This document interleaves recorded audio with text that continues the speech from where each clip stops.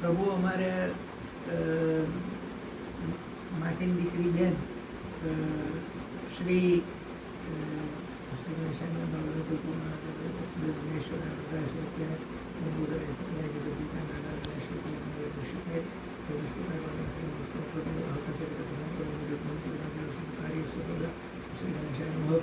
ગણપતિ દાદા તમારી સામે અમારી માસાની વાલી દીકરી અમીબેન રમણચંદ્ર દીક્ષિત બેઠા છે અને સિમોરથી એમને મેં કહું છું કે તમે દર્શન કરવા આવો. અમારી અર્પિતાબેન છે, નિહાલબેન અમારી નાની, એને પણ કહું છું. બે બહેનો આજે ટાઈમ ફાળવી અને અહીં આપણે ઘેર આવી છે. અને અમીબેન તમે દાદા આગળ આજે બેઠા અને તમને જે અનુભૂતિ થઈ, જે અનુભવ થયો, તમારા મગજમાં જે કંઈ પ્રશ્નો હોય કે જે કંઈ વાતચીત ચાલતી હોય, તો તમને અહીંયા જે તમે મારા અસંખ્ય વિડીયો જોયા છે ઉનાળા, તમને અહીંનો આજે જે અનુભવ થયો એ તમે તમારા શબ્દોમાં કહો. અહીંનો અનુભવ પ્રત્યક્ષ જે મારા પપ્પા જે પૂજા કરતા હતા અને જે રીતે હું ગણપતિ દાદાની ઉપાસના કરું છું એમાં જે ગણપતિ દાદા પ્રત્યક્ષ હોય એવો જ અનુભવ થયો છે. અને પ્રત્યક્ષ અહીંયા બેઠા જ હજરાતું છે ને એમને મને એવું પણ કીધું કે હું તારી સાથે, તું જ્યાં જઈશ ત્યાં હું તારી સાથે છું. એટલે એનો મને અનુભવ અહીંયા અત્યારે પ્રત્યક્ષ થઈ ગયો છે. વજન બદલાય છે, વજન બદલાય છે 100%. 100% શું 1001% બદલાય છે. કોઈ ચીટિંગ એમાં સહેજ પણ ચીટિંગ નથી, કશું જ નથી, કોઈ ફ્રોડ નથી, કોઈ ફ્રોડ નથી. અને વધે છે તો કેટલું વધે છે તો જાણે હાથી ઉચકતા હોય ને એટલું વધી જાય છે. હળવા ફૂલ થઈ જાય તો ફૂલ જઈએ આપણે ફૂલને ઉચકીએ એટલા હળવા ફૂલ થઈ જાય છે. તમારી વજન ઉચકવાની છે કારણ કે તમને સારી મને સારી મારાથી બેસાતું પણ નહોતું. અને ગણપતિ દાદાની પાસે લાંબા પગ કરીને બેસાય નહીં, તે છતાં હું ભગવાન પાસે લાંબા પગ કરીને બેઠી ને એક દીકરીને જે જવાબ આપે એવી રીતે એમને મને જવાબ આપ્યા છે.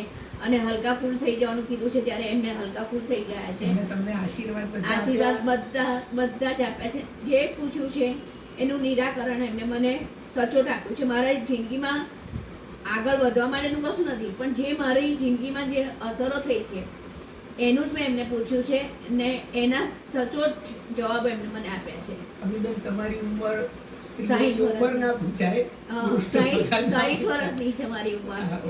પણ 60 વર્ષમાં આવો કોઈ અનુભવ થયેલો ના, સહેજ પણ નથી જીવનમાં કે થયો. પ્રત્યક્ષ ઈશ્વર હાજર હોય એ અત્યારે જ અનુભવ થયો હોય એવો અનુભવ આ પહેલો? હા, પહેલો જ અનુભવ છે. અને તમને 100% સંતોષ થયો? 100%, 1001% સંતોષ થઈ ગયો તમે છે. મનમાં બોલો છો તો એ સાંભળાય છે? મનમાં બોલું છું તો એ સાંભળે છે.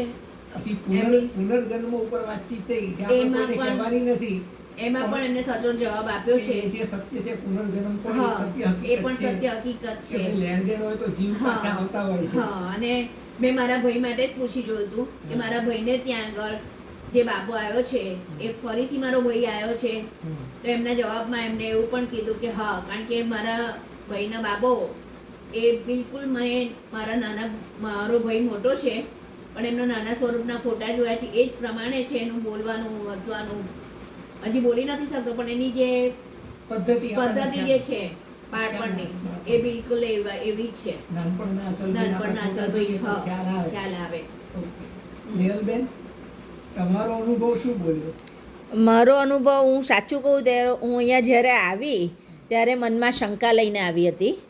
મેં દાદાની માફી પણ માગી છે, પણ ખરેખર એમને જ્યારે આપણે કહીએ છીએ કે ઊંચકાઈ જાઓ ત્યારે એકદમ હળવા થઈને ઊંચકાય છે, અને જ્યારે કહીએ છીએ કે ચોંટી જાઓ તો એકદમ સચોટ ચોંટી જાય છે.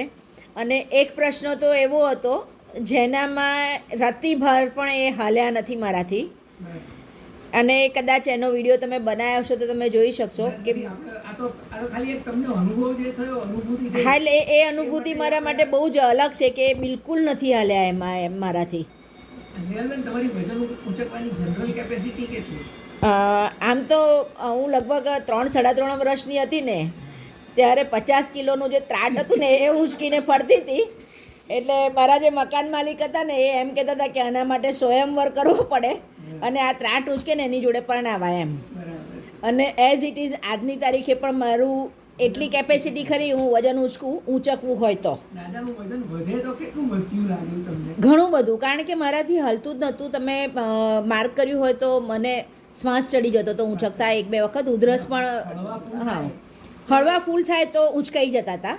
ઉચકી જાય. હા. બીજું તમને એક વિશિષ્ટ વસ્તુ કહું, તમારા જેવી જે બહેનો જે હોય કે ભાઈ હોય કે તમને બેસવામાં તકલીફ પડે ફિઝિકલી હા. શરીરને લીધે, તો આપણે ટેબલ મૂક્યું અને ભગવાનથી આપણે ઉપર બેસવું પડ્યું, પરિસ્થિતિ એવી હતી. હા. છતાં ભગવાને જવાબ આપ્યો ને. હા, છતાંય જ. અને મને એ પણ એવું હતું કે ખોટું નથી લાગ્યું કે તમે ઊંચા સિંહાસને બેઠા છો, મને નીચે ના ના, બિલકુલ નથી લાગ્યું.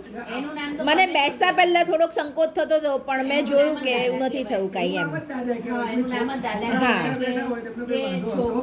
નથી. છોકરાઓના ખોળામાં બેસાડે છે. અત્યારે એને મને ખોળામાં બેસાડી છે એવું જ લાગે છે. હા.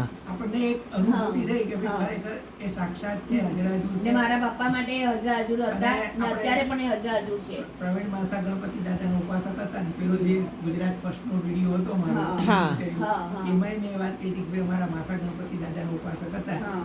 તો આપણા મોસાળોની પરંપરા, આપણો મુનિ મામા, અમારા પછી પ્રકાશકુમાર, મારા બનેવી, પછી આપણા પ્રવીણ માસા, આ બધા ગણપતિ ઉપાસક હતા. તો આપણા ઘરમાં છેલ્લે આપણા બાપ દાદાઓના આશીર્વાદ ને કરુણા ને કૃપા એને લીધે ભગવાન સાક્ષાત આવ્યા છે. સાચી વાત છે. તમારા સ્વરૂપમાં આવ્યા છે. તમને લઈ આવ્યા તમે એમને બે બહેનોને એક આનંદ થયો આજે. બહુ જ ઘણો આનંદ થયો. મેહુલ, તારી જિંદગીમાં તને 50-52 વર્ષ થયા હશે. 72, હા. 73 માં જન્મ છે તારો. 73માં. બરાબર. તો તારા 52-53 વર્ષમાં આવો કોઈ ના, આ મારો પહેલો અનુભવ. અને મેં જેમ શરૂઆતમાં તમને કીધું કે હું શંકાની સાથે આવી હતી, પણ મારી શંકાનું ઘણું મોટું સમાધાન થયું. મેં દાદાની માફી પણ માગી કે મને આ વાતમાં શંકા હતી, પણ ના, તમે હજરા હજુર છો એમ. બસ દાદાના આશીર્વાદ તમારી સાથે હતા, તમારી સાથે છે, તમારા દીક્ષિત પરિવાર સાથે અને ભટ્ટ પરિવાર સાથે કાયમ માટે રહે. આવનારી પેઢીઓને દાદા સાચવે, સુખી રાખે અને ઈચ્છિત મનની મનોકામના પરિપૂર્ણ કરે એવી ગણપતિ દાદાને પ્રાર્થના અને વિનંતી. દાદા, તમે અમારી વાત સાંભળતા હોય અને સ્વીકારતા હોય તો અંતિમ જવાબમાં દાદા ચોંટેલા રહેજો, ઉંચકાતા નહીં. અમારા અમીબેન ટ્રાય કરશે પણ ઉંચકાતા નહીં. આજે આટલું થોડુંક પણ હાલે છે ને, મેં તમને જે ચોંટી ગયા છે. હા. Complete. હા. દાદા 100% તમે ચોંટેલા છો. તમારા અંતિમ આશીર્વાદ આજના બે બહેનો ઉપર અને બે બહેનોના સમગ્ર પરિવાર ઉપર રહે એવા હળવા ફૂલ થઈ જાઓ અને છેલ્લે આશીર્વાદ આપી દો. પછી દાદા અમે બહાર જઈએ, બહાર